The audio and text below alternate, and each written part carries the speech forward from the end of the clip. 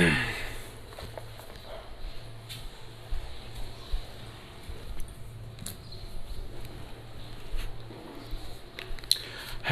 प्यारे मेरे दोस्तों और मेरे प्यारे विद्यार्थियों और मेरे साथियों, आप सबको राजेश कल्याणा की ओर से पूर्णिमा के अवसर पर बहुत बहुत बधाई हो।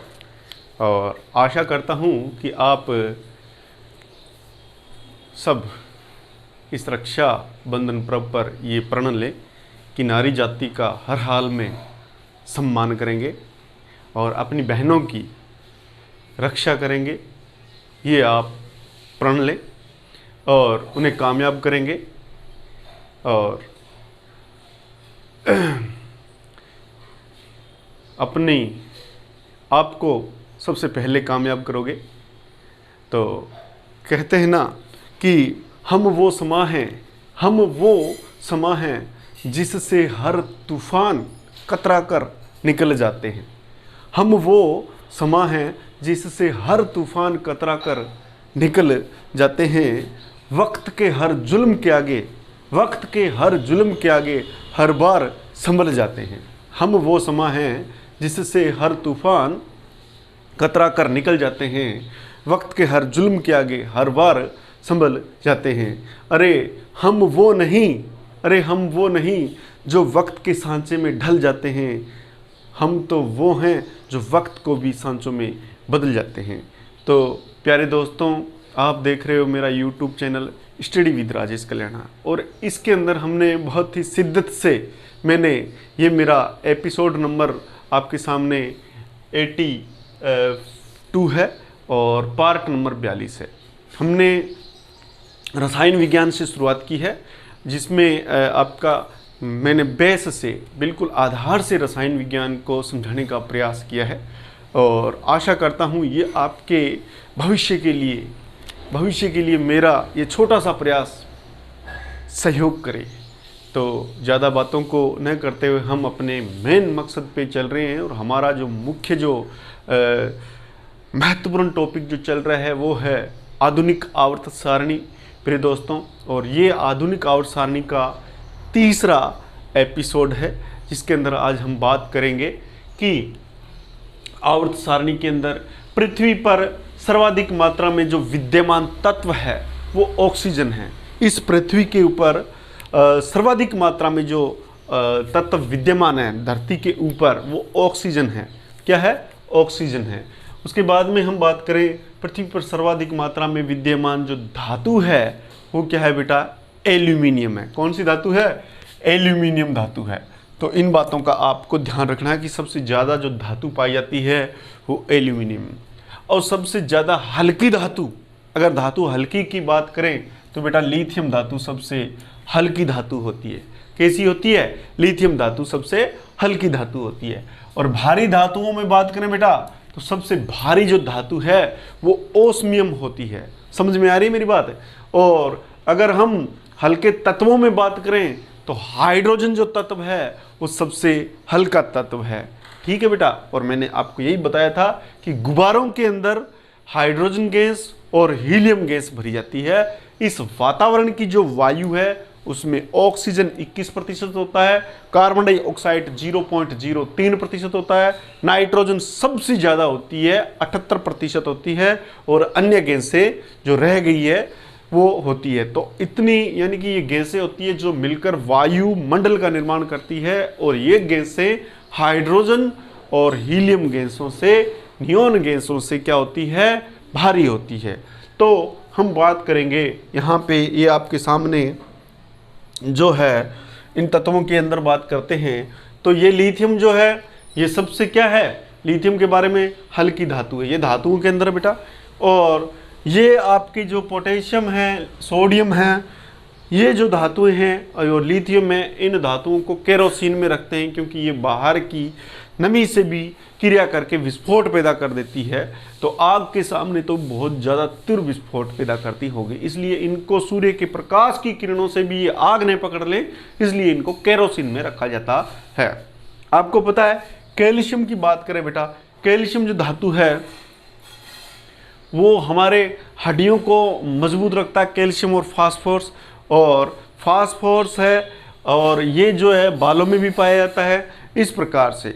अब देखिए हम बात करें बेटा कुछ मुख्य मुख्य धातुओं की, तो ये जो टंगस्टन है, W जो है टंगस्टन धातु है, जिसके बल्ब के अंदर जिसका जो बिल्कुल बारीक फिलामेंट जो जलता है तंतु, उसका टंगस्टन का बना होता है। ओस्मियम सबसे भारी धातु हमने बात कर ली है।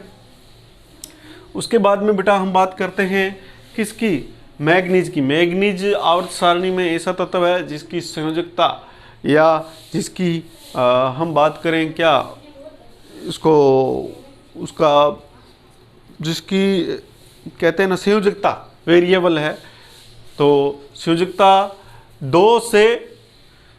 2 से लगभग 7 तक पाई जाती है, ठीक है। उसके बाद में हम बात करते हैं बेटा किसकी, ये आपके फेरस लोहा है, ये कोबाल्ट है और ये निकल है। ये जो है फेरस लोहे को तो आपको पता है कि लोहा पृथ्वी में सभी जगह, धरती के अंदर भी बाहर में सब जगह लोहा बहुत ज़्यादा मात्रा में पाया जाता है।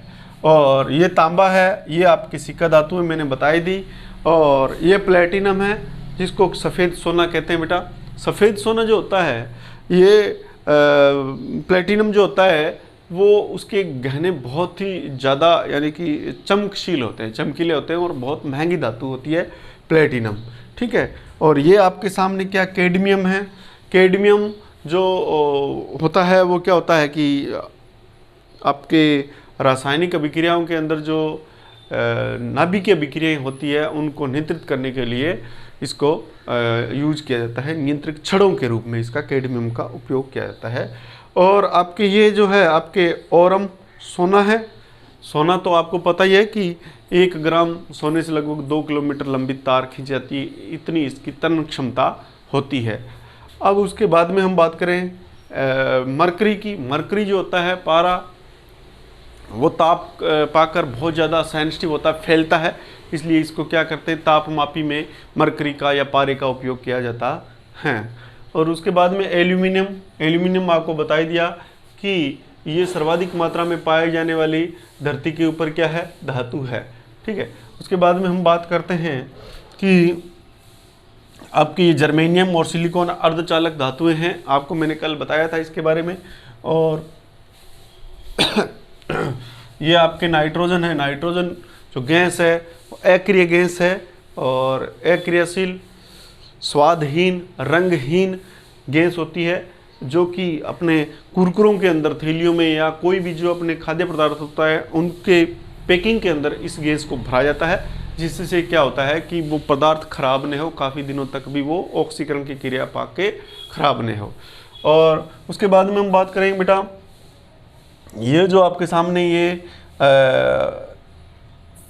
फ्लोरीन, क्लोरीन, ब्रोमीन और आयोडीन, ये कैसी है, ये हैं हेलोजन तत्व कहलाते हैं। ये अधातु होते हैं और इनकी आवर्त सारणी में सबसे ज़्यादा इलेक्ट्रॉन खींचने की पावर होती है। उसके बाद में ये जो है आपके लास्ट वाला जो जीरो ग्रुप जिसको हमने बोला था, इसको हमने जीरो ग्रुप बोला था, जीरो ग्रुप है।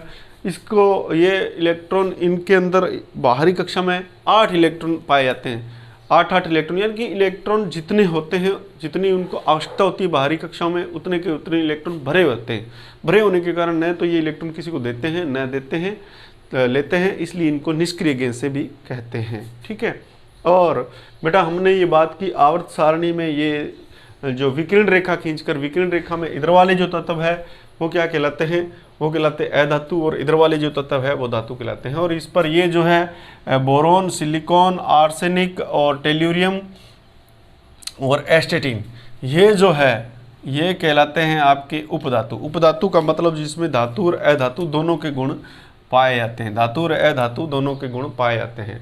तो इसको हमने याद कैसे किया कि बोले शिवजी ऐसी तेरी आत्मा, ऐसे हमने इसको अपना एक ट्रिक बनाई है कि धातु और अधातु उपधातु में बोरॉन, सिलिकॉन, आर्सेनिक, टेल्यूरियम और एस्टेटिन, ये जो है इसके अंदर उपधातु में आते हैं, ठीक है। बेटा इधर वाली साइड हमने बात की थी कि इधर वाली जो साइड के ये यहाँ से थर्ड बी से लगा के सेकंड बी तक के तत्व डी ब्लॉक के तत्व कहलाते हैं, जिसको ट्रांजिशनल मेटल कहते हैं।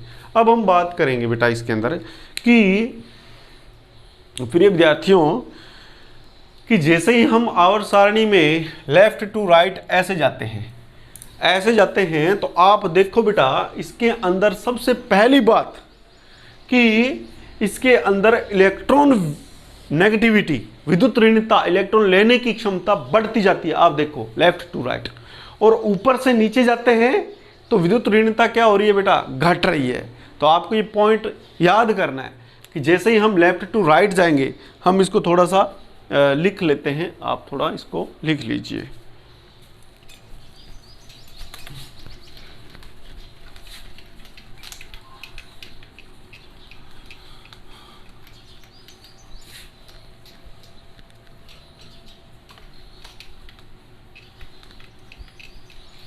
देखिए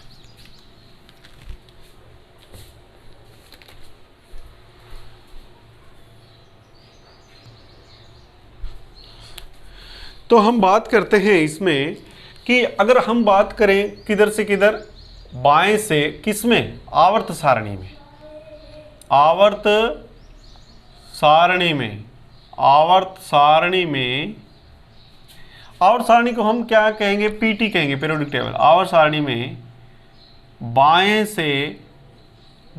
से दाएं जाने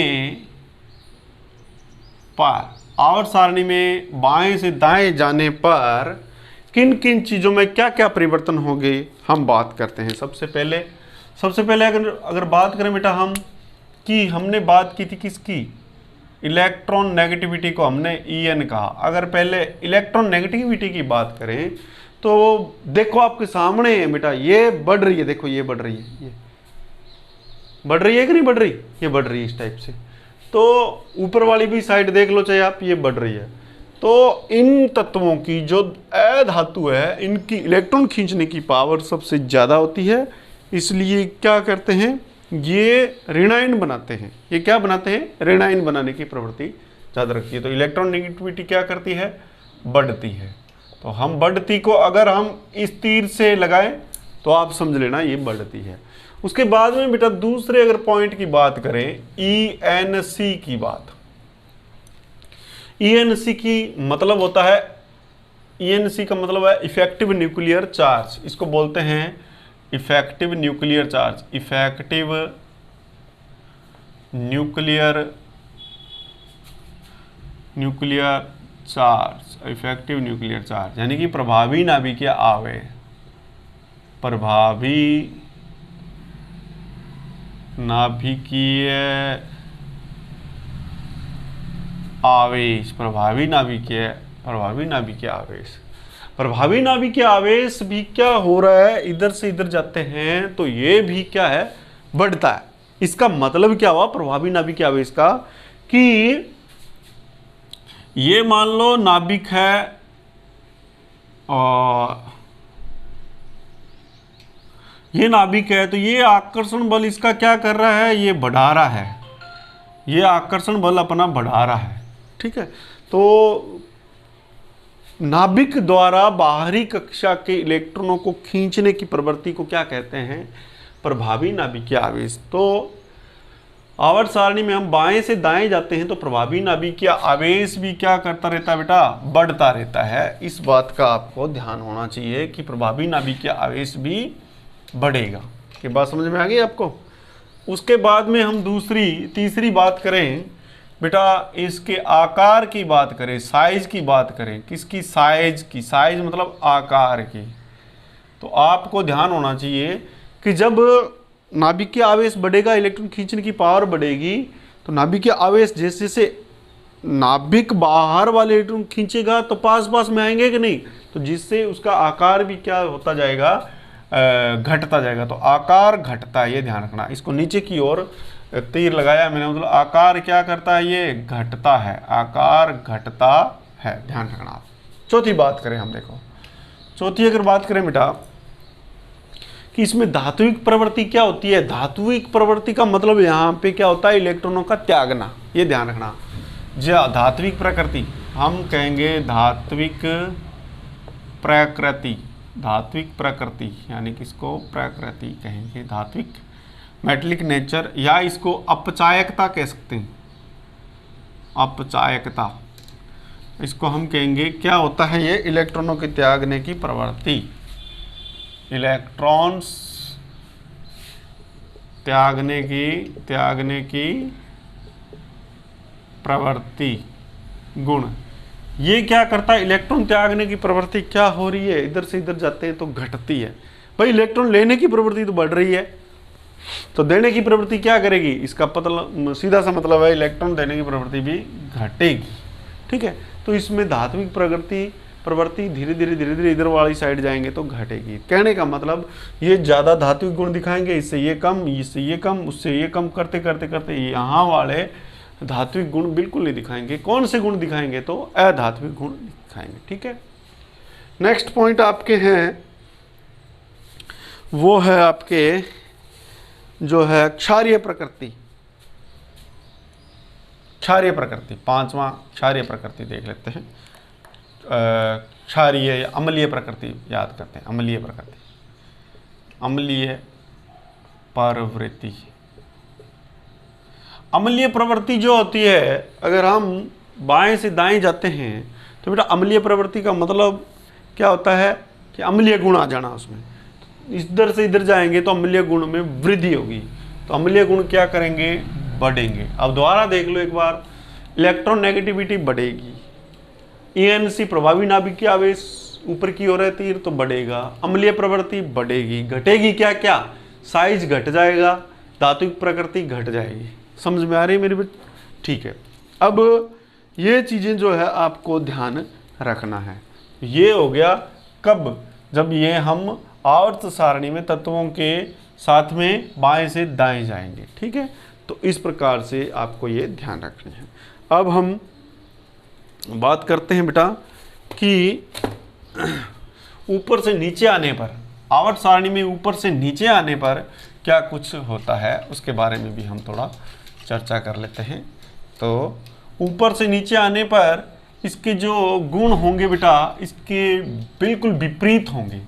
कैसे होंगे, बिल्कुल विपरीत होंगे। तो इस बात का आपको ध्यान रखना है कि जो बाएं से दाएं गुण होते हैं उसके विपरीत क्या होते हैं, इसके ऊपर से नीचे आवर्त सारणी में आने से होते हैं। तो देखिएगा, इसको भी आप देख लो। देखो कि आवर्त सारणी में अगर आपसे कोई पूछे कि ऊपर से नीचे जाने पर गुणों में क्या होगा, तो उसके बारे में हमें थोड़ा पता होना चाहिए। देखो आप करते हैं अपने शुरू। आवर्त सारणी में ऊपर से पीटी में, मैं पीटी लिख रहा हूँ, पीरियोडिक टेबल। ठीक है, इसको हम बोल सकते हैं पीरियोडिक टेबल। ठीक है बेटा, और कौन सी पीरियोडिक टेबल है, आधुनिक आवर्त सारणी में। किस में, ऊपर से नीचे जाने पर, ऊपर से नीचे जाने पर बेटा पहले बात हम बात करते हैं, पहला पॉइंट अपना होगा EN में क्या प्रभाव पड़ेगा, इलेक्ट्रॉन नेगेटिविटी में क्या प्रभाव पड़ेगा। देखो आपके सामने यहाँ पे A 2.1 है, फिर 1 है, फिर 0.9 है, फिर 0.8 है। इस हिसाब से क्या सबकी क्या कर रही है, कहीं भी देख लो आप, 4 है, 3.1 है, 2.8 घट रही है ना। तो इलेक्ट्रॉन नेगेटिविटी ऊपर से नीचे जाएंगे तो घटेगी। किस में ऊपर से नीचे, आवर्त सारणी की बात करें। दूसरा point, electron effective nuclear charge क्या करेगा, उससे क्या हो रहा है इसके अंदर बेटा, जैसे जैसे जाएंगे आप देखो, आप इसको ऐसे समझो, ये मान लो प्रभावी नाभिकीय आवेश इसका है, ये एक कक्षा बढ़ी, फिर ये प्रभावी नाभिकीय आवेश इसका है, ये कक्षा बाहर वाली 2 बढ़ गई, ये प्रभावी नाभिकीय आवेश है, इसके बाहर कक्षा 3 बढ़ गई। तो बेटा देखो, बाहर वाले इलेक्ट्रॉन की बात करें, बाहर इलेक्ट्रॉन पर आकर्षण इतना है, फिर इसकी दूरी ज़्यादा बढ़ रही है तो आकर्षण कम होता जाएगा धीरे धीरे, तो इन पे आकर्षण क्या होता जाएगा, धीरे धीरे कम। तो ऊपर से नीचे जाने पर ये स्थिति होती रहती है। क्या होता रहता है, जो ऊर्जा स्तर है, ऊर्जा स्तर का मान बढ़ता रहता है, कक्षाएं बढ़ती रहती है, जिससे बाहरी इलेक्ट्रॉन पर जो चार्ज आकर्षण बल होता है किसका, नाभिक का, वो घटता जाता है। तो हम कहेंगे ये मान घटेगा, ENC भी घटेगी, ये भी मान घटेगा। और क्या घटेगा, और इसमें जो है आपके बढ़ेगा क्या, इसमें साइज की, तीसरा पॉइंट अपने साइज को ही लेते हैं। तो साइज क्या होगा, साइज जो है बेटा इसका बढ़ेगा। देखो आप देख रहे हो साइज बढ़ रहा है। और उसके बाद में साइज के बाद में अगर हम बात करें तो इसकी जो है धात्विक प्रवृत्ति, धात्विक प्रवृत्ति जो होता है बेटा, धात्विक प्रवृत्ति, धात्विक प्रवृत्ति, धात्विक, एक मिनट, धात्विक प्रवृत्ति,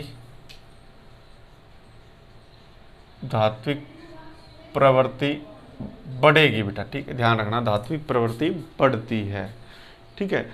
तो इन चीज़ों का आप ध्यान रखना कि ऊपर से नीचे आने पर। और एक चीज़ और आपसे पूछ सकते हैं बेटा, जो है त्रिज्याएं, त्रिज्या का मान, त्रिज्याओं का मान, चाहे कोई सी त्रिज्या हो, चाहे आयनिक त्रिज्या हो, सहसंयोजक त्रिज्या हो, तो या परमाणुविक त्रिज्या हो, तो त्रिज्याओं का मान क्या करेगा बेटा, त्रिज्याओं का मान भी क्या होगा, ऊपर से नीचे आने पर बढ़ेगा। भाई ध्यान रखना, बढ़ ही रहा है, देखो आपके सामने ये त्रिज्या, यहाँ से यहाँ तक त्रिज्या माने तो बढ़ रहा है। तो इस प्रकार से आपको इन चीज़ों का ध्यान रखना है, ठीक है बेटा। तो ये चीज़ें आपके मैंने बता दी है कि बाएं से दाएं जाएंगे तो इसका प्रभाव, ऊपर से नीचे जाएंगे तो इसका प्रभाव क्या क्या होगा, और इन गुणों के बारे में हम बात करेंगे। अब बात करते हैं, एक अपने बात आती है बेटा, इसमें ये पूछा जाता है कि एक शब्द होता है आवर्तिता। आवर्तिता क्या होता है, इसका मतलब होता है कि लगातार कोई चीज़ आ रहा है तो उसमें समानता क्या है। जैसे मान लो कि एक समूह की अगर बात करें बेटा, एक समूह की बात करें, मान लो इस समूह की बात करें या किसी इनकी बात कर देते हैं, ये क्षारीय धातुएं हैं, ये सारी सारी क्षारीय धातुएं, और ये क्षारीय मृदा धातुएं, ये मिट्टी में मिलने वाली है। अब क्षारीय क्या होता है, इस शब्द को भी आप थोड़ा ध्यान रखना, क्षारीयता क्या होती है। क्षारीयता या अपचायकता एक ही बात है, अपचायकता एक ही बात है, क्षारीयता या अपचायकता एक ही बात है। ये क्या करते हैं, ये अपना इलेक्ट्रॉन्स जो है त्याग देते हैं, जो इलेक्ट्रॉन्स त्यागे उस गुण को क्या कहते हैं, क्षारीयता। इलेक्ट्रॉन त्यागने के गुण को क्या कहते हैं, क्षारीयता। किसके त्यागने को, इलेक्ट्रॉनों के त्यागने के गुण को, त्यागने के गुण को क्या कहते हैं बेटा, क्षारीयता कहते हैं। तो क्षारीयता का गुण जो है वो घटता रहता है, इनमें क्षारीयता का गुण सबसे ज्यादा है। ये इलेक्ट्रॉन किसी को देखकर उसको अपचेत करते हैं, कौन, क्षारीय धातु, क्षारीय धातुएं, क्षारीय मृदा धातुएं, धातुएं जो भी है वो इलेक्ट्रॉन देती है। जब इलेक्ट्रॉन देती है तभी उनके बाहरी कक्ष में से इलेक्ट्रॉन निकलता है और वो चमक मारती है, ठीक है। तो चमकशील इसी के कारण होती है। अब हम बात करेंगे किसकी, आवर्तिता की, कि अब इसमें देखो बेटा, ये इसमें सब में इलेक्ट्रॉन, बाहरी कक्षा में इलेक्ट्रॉन एक ही है, प्लस एक है, तो इसमें एक एक इलेक्ट्रॉन है, इसमें एक, इसमें एक। तो एक ही समूह में इलेक्ट्रॉन की संख्या बाहरी कक्षा में एक जैसी हो तो उनके भौतिक और रासायनिक गुण भी क्या होते हैं, बराबर। इसी को क्या बोलते हैं, आवर्तिता कहते हैं। समझ में आ रही है बेटा बात आपको। तो ये जो हेनरी मोजले था उसने ऐसे कहा कि जो आवर्त सारणी में तत्व है उनके भौतिक और रासायनिक गुण क्रमिक रूप से बदलते हैं, और क्रमिक रूप से बदलते हैं, और आधुनिक ये जो तत्व रखे गए हैं आवर्त सारणी में वो परमाणु क्रमांक के आधार पर रखे गए हैं। परमाणु क्रमांक के हम कहेंगे आरोही क्रम में रखेंगे, आरोही मतलब बढ़ते हुए क्रम में, एक सीक्वेंस से क्रम बढ़ता रहता है। और अब इस आवर्तिता मतलब ये भी होता है कि जो गुण होते हैं वो एकदम से नहीं बदलते। अगर मैग्नीज की बात करें तो इसके गुण थोड़े बहुत क्रोमियम के भी हैं, थोड़े बहुत फेरस के भी हैं। तो कोई भी तत्व आप उठा के देख लो, उसमें मिलते जुलते गुण एकदम से नहीं बदलते, धीरे धीरे बदलते हैं। अगर हम बात करें पोटेशियम की और यहाँ पे बात करें क्रिप्टॉन की, तो इनके गुणों में रात दिन का अंतर होगा, क्योंकि धीरे धीरे गुण क्या होते जा रहे हैं बेटा, क्या होते जा रहे हैं, बदलते जा रहे हैं। समझ में आ रही है मेरी बात। तो इस प्रकार से आपको इन चीज़ों के बारे में ध्यान रखना है। अब हम जो हमारा जो आगे वाला जो टॉपिक होगा वो बेटा होगा संयोजकता के बारे में। कौन किसकी संयोजकता, सिर्फ और सिर्फ किसकी संयोजकता बेटा, इसकी आपके डी ब्लॉक के तत्वों की संयोजकता के बारे में बात होगी। तो आपको ये मेरा प्रयास कैसा लगा, आपकी ये जो आवर्त सारणी है वो ज़्यादातर मैंने कवर की है कि आपको ये समझ में आ जाए और आपको इसको अच्छी तरह से करना है और इसके अंदर से बहुत सारे क्वेश्चन बनते हैं, आपके जो कॉन्सेप्ट है वो क्लियर होते हैं, आपको समझने में मदद मिलती है कि क्या धातु होती है, क्या अधातुएं होती है। हाँ, एक बात और मैं बता देता हूँ, जो धातुएं होती है वो जो होती है लगभग 91 धातुएं होती है। और आपके अगर बात करें धातुएं इधर से इधर वाली, तो ये 91 के करीब होती है और अधातुएं 27 के करीब होती है। ध्यान रखना, इन बातों को आप थोड़ा ध्यान रखना। और 1 और 7 8 और 9 और 2 11 118 तत्व होते हैं, इसका भी आपको ध्यान होना चाहिए। और सबसे ज़्यादा इलेक्ट्रॉन खींचने की पावर क्या फ्लोरीन की होती है, इसलिए इसको कपटी तत्व भी कहते हैं। और हाइड्रोजन जो तत्व है, हाइड्रोजन तत्व है, उसकी जो स्थिति है वो निश्चित नहीं होती। इसके गुण जो होते हैं, इलेक्ट्रॉन त्यागने के कारण +1 फर्स्ट ए वाले भी होते हैं और इलेक्ट्रॉन लेने के कारण ये इन हेलोजन गैसों में भी आ सकता है। कौन से में? ये 7th ए में भी आ सकता है। तो प्यारे बच्चों, अब दीजिए इजाज़त। अगर आपको मेरा ये प्रयास अच्छा लगा तो प्लीज़ दिल से एक आप लाइक करें और कमेंट करें कि आपको क्या कोई प्रॉब्लम है या अच्छा लगा। तो मेरे को इससे क्या है, मोटिवेशन मिलेगा। और अगर आप मेरे चैनल पर नए हैं तो आप प्लीज़ मेरा चैनल सब्सक्राइब कर लें और बेल आइकन को दबा दें, ताकि आने वाले जो नए जो वीडियो है आप तक पहुंच सके। जो विद्यार्थी जिनके पास जो असक्षम है पढ़ने में, दूर दराज में रहते हैं, उन तक मेरे वीडियो शेयर कीजिए, ताकि उनको भी उनकी पढ़ाई भी जारी रह सके, उनको भी लाभ मिल सके। धन्यवाद। जय हिंद, जय भारत, नमस्कार।